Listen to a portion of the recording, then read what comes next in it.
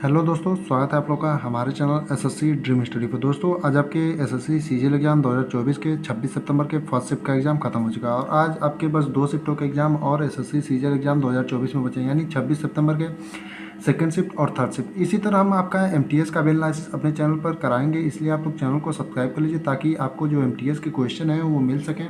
और एमटीएस के लिए 2 से 3 दिनों में हम कुछ प्रीवियस ईयर क्वेश्चन भी सॉल्व कराएंगे। दोस्तों आप लोगों को करना क्या है, चैनल को सब्सक्राइब कर लेना है और वीडियो को लाइक करना है और वीडियो को ज़्यादा से ज़्यादा अपने दोस्तों को शेयर करना है। आइए देखते हैं आज आपके एसएससी सीजीएल एग्जाम 2024 के 26 सितंबर के फर्स्ट शिफ्ट में किस प्रकार के क्वेश्चन पूछे गए थे, यानी कि क्वेश्चन का लेवल क्या रहा है और किस प्रकार के क्वेश्चन पूछे गए थे। पहला जो हमारा क्वेश्चन है वो एकदम मान लीजिए इजी क्वेश्चनों में से एक है। इस पर तो हम लगभग हर शिफ्टों में जब भी क्वेश्चन आता था तो पूरा डिस्कस करते थे। डीपीएसपी किस अनुच्छेद से किस अनुच्छेद तक है, यानी डीपीएसपी का जो संबंध है किस अनुच्छेद से किस अनुच्छेद तक है। तो हम बार बार जब भी डीपीएसपी से क्वेश्चन आता था तो हम बार बार इसके बारे में पूरा डिस्कस करते थे, यानी कि डीपीएसपी का कहाँ से लिया गया है, आयरलैंड से, यह भी बताते थे। और डीपीएसपी संविधान के किस भाग में है, तो भाग 4 में है। और डीपीएसपी का जो संबंध है किस अनुच्छेद से किस अनुच्छेद तक है, तो अनुच्छेद 36 से 51 तक है, यानी जो आपका सही उत्तर होगा अनुच्छेद 36 से 51 होगा। यानी आपके जिस भी ऑप्शन में अनुच्छेद 36 से 51 दिया रहा होगा वही आपका सही उत्तर होगा। आपसे पूछा था डीपीएसपी किस अनुच्छेद से किस अनुच्छेद तक है। अब लेकिन आपसे अगर मान लीजिए आगे आने वाले दिनों में आपका एमटीएस का भी एग्जाम में पूछ सकता है डीपीएसपी किस भाग में है, तो भाग 4 में, और कहाँ के संविधान से लिया गया है, तो आयरलैंड के संविधान से। अब अगले प्रश्न की बात करें तो कुकी नृत्य निम्नलिखित में से किस राज्य से संबंधित है, यानी कुकी नृत्य जो है वो किस राज्य से संबंधित नृत्य है। तो कुकी नृत्य जो आपका है वो नागालैंड से संबंधित नृत्य है, यानी आपके जिस भी ऑप्शन में नागालैंड दिया रहा होगा वही आपका सही उत्तर होगा। यानी कि कुकी नृत्य किस राज्य से संबंधित नृत्य है, तो नागालैंड। अगर नागालैंड की राजधानी पूछ दे तो नागालैंड की राजधानी जो आपकी कोहिमा है, यानी अगर इसकी राजधानी पूछे तो इसे भी आप लोग याद कर लीजिए।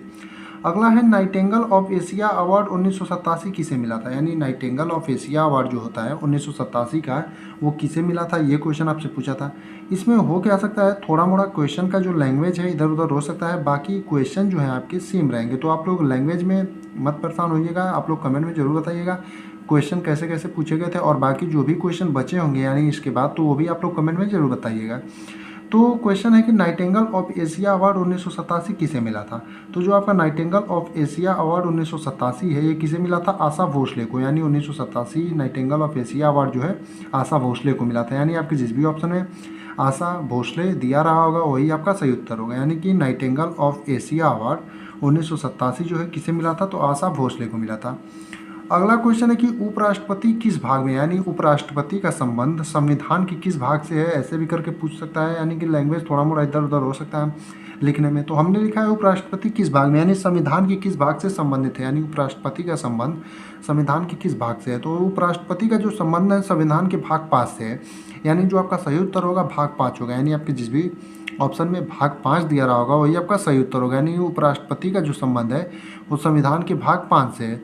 तो आपका अगर पूछ दे कि उपराष्ट्रपति का मुख्य रूप से जो अनुच्छेद है किससे संबंधित है, तो अनुच्छेद 63 से 67, यानी कि जिस प्रकार आपका डीपीएसपी का अनुच्छेद पूछ दिया था उसी प्रकार उपराष्ट्रपति का अगर पूछे तो उपराष्ट्रपति जो मुख्य रूप से संबंधित है तो अनुच्छेद 63 से 67 तक है, लेकिन आपसे भाग पूछा था तो उपराष्ट्रपति का संबंध भाग 5 से है। अगला है 1983 पर्यावरण अधिनियम इनमें से किसे सभी प्रकार के प्रदूषण को कम करने की शक्ति देता है। यानी 1983 पर्यावरण संरक्षण अधिनियम जो है इनमें से किसे सभी प्रकार के, यानी आपको 4 ऑप्शन दिए थे, उन चारों ऑप्शनों में से बनाना था कि सभी प्रकार के प्रदूषण को कम करने की शक्ति देता है। तो उन चारों ऑप्शन के हिसाब से जो आपका सही उत्तर था वो केंद्रीय सरकार था। यानी आपके जिस भी ऑप्शन में केंद्रीय सरकार दिया रहा होगा वही आपका सही उत्तर होगा। यानी कि आपके जिस भी ऑप्शन में केंद्रीय सरकार रहा होगा वही आपका सही होगा।